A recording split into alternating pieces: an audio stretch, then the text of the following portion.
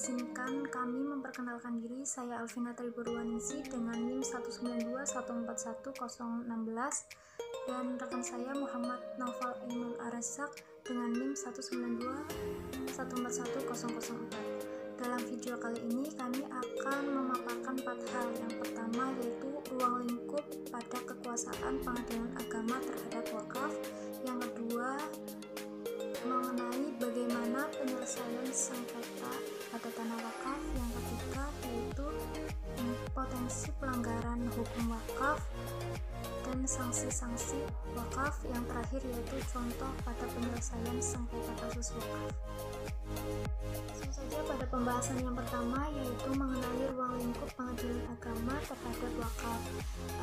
Jadi pengadilan agama ini merupakan salah satu pelaksana kekuasaan kehakiman di bawah Mahkamah Agung Republik Indonesia yang merdeka untuk menyelenggarakan peradilan agama dan menegakkan hukum serta keadilan. Dalam sistem hukum nasional ini, perkara wakaf merupakan kekuasaan absolut pengadilan agama yang dimana berkedudukan sebagai salah satu kekuasaan kehakiman yang diatur pada ketentuan pasal-pasal yang terdapat pada bab 3 Undang-Undang Peradilan Agama. Pada peradilan agama ini ada 5 tugas dan fungsi kewenangan, yaitu meliputi fungsi mengadili, fungsi memberi keterangan, fungsi kewenangan, fungsi pertimbangan, dan nasihat tentang hukum Islam kepada instansi pemerintah.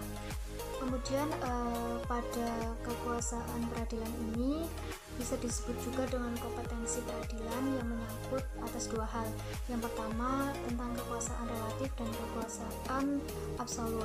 Kekuasaan relatif ini diartikan sebagai kekuasaan pengadilan yang satu jenis dan satu tingkatan. Dalam perbedaannya dengan kekuasaan pengadilan yang sama jenis dan sama tingkatan lainnya, kekuasaan relatif ini merupakan kekuasaan dan wewenang yang diberikan antara pengadilan dalam lingkungan peradilan yang sama atau wewenang yang berhubungan dengan wilayah hukum antar pengadilan agama dalam lingkungan peradilan agama. Sedangkan kekuasaan absolut merupakan kekuasaan pengadilan yang berhubungan dengan jenis perkara atau jenis pengadilan atau tingkatan pengadilan dalam perbedaannya dengan jenis perkara atau jenis pengadilan atau tingkatan pengadilan lainnya. Kemudian untuk wewenang peradilan agama dalam masalah perwakafan tanah meliputi masalah yang pertama, masalah terhadap wakaf, wakif, ikrar, nazir, dan saksi. Di dalam hal ini perselisihan banyak didorong faktor yang mendorong seseorang untuk tidak mengakui adanya ikrar wakaf atau untuk menarik kembali tanah yang telah diwakafkan baik oleh wakif atau oleh ahli warisnya. Kemudian yang kedua ada bayinah atau alat bukti administrasi tanah wakaf seperti akta ikrar wakaf, terus kemudian sertifikat hak wakaf dan lain sebagainya. Kemudian yang ketiga ada masalah pengelola dan pemanfaatan hasil wakaf seperti penyimpangan penggunaan harta wakaf oleh nazir itu sendiri. Kemudian untuk orang yang berhak mengajukan perkara sengketa wakaf yaitu ada wakif atau keluarganya, terus nazir, kemudian secara bersama-sama antara wakif atau si ahli waris dan wakaf si nazir. Kemudian ada orang lain yang merasa berkepentingan dengan perwakafan tersebut. Lanjut pada pembahasan yang kedua yaitu mengenai penyelesaian sengketa dalam kasus wakaf. Penyelesaian sengketa wakaf ini terdapat pada Undang-Undang Nomor 41 Tahun 2004 tentang wakaf. Ada beberapa tahapan penyelesaian sengketa wakaf, yaitu penyelesaian sengketa wakaf pada tahap musyawarah untuk mencapai mufakat. Nah, apabila penyelesaian sengketa secara musyawarah ini tidak berhasil, maka diselesaikan dengan cara yang kedua yaitu mediasi. Penyelesaian sengketa dengan bantuan mediator yang disepakati oleh para pihak yang bersengketa.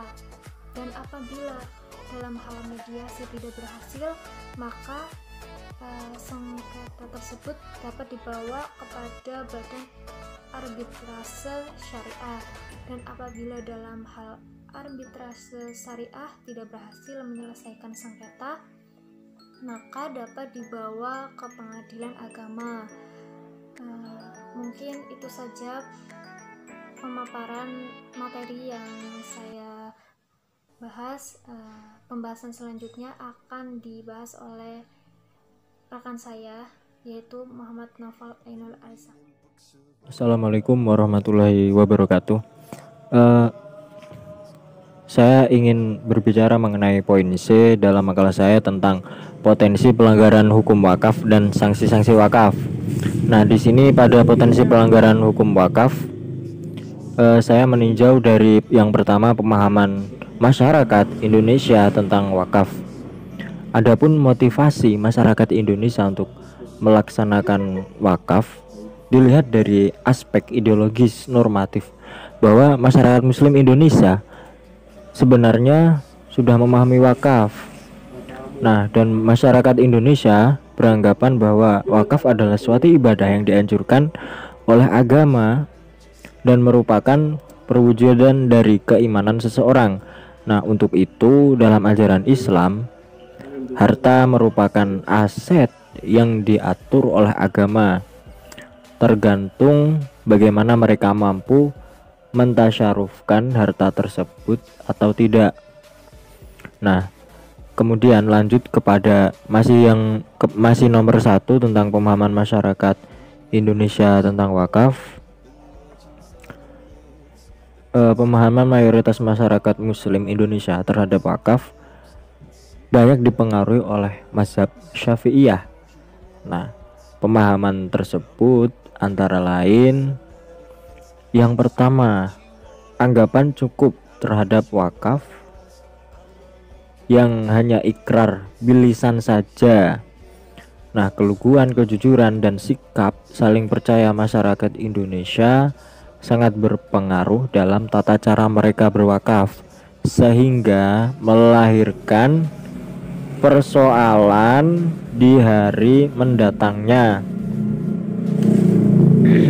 Nah, untuk yang kedua, persoalan lain yang telah mereka pahami bahwa wakaf harus memenuhi persyaratan sebagai berikut. A. Berupa benda yang tidak memiliki nilai. Tidak sah hukumnya berwakaf selain benda seperti hak yang berkaitan dengan benda seperti hak irigasi, hak pakai, dan lain-lain. Nah, untuk yang poin B, berupa barang atau benda bergerak atau tidak bergerak yang mempunyai fungsi dan manfaat yang kekal. Nah, untuk yang C,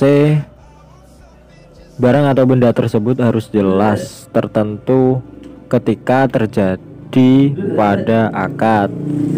Nah, untuk yang D, barang atau benda tersebut berstatus al-milkuat tam, milik sempurna dari si wakif. Untuk yang E, barang atau benda yang sudah diwakafkan berkedudukan menjadi berubah kepemilikannya menjadi milik Allah dan diperuntukkan bagi masyarakat umum, sehingga tidak dapat diperjualbelikan, diwariskan, digadaikan, dan lain sebagainya. Nah, untuk yang poin E sendiri ini adalah nilai plus tersendiri untuk masyarakat Indonesia tentang pemahaman wakaf itu.